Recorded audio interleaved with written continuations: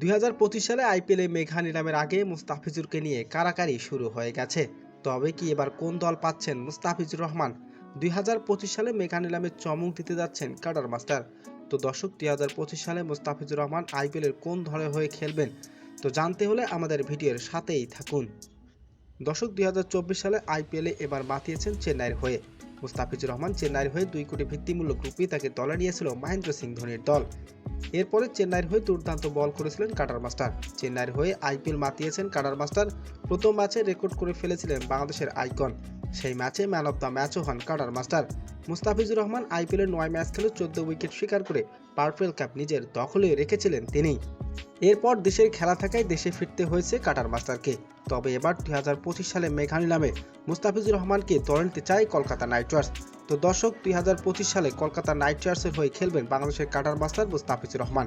আর এবার সবাইকে চমক দিতে যাচ্ছেন বলিউডের নায়ক শাহরুখ খান। তো দর্শক, ২০২৫ সালে মুস্তাফিজুর রহমান কলকাতা নাইট রাইডার্সের হয়ে খেললে আপনার কেমন লাগবে জানিয়ে দিন আপনার মূল্যবান মতামতটি।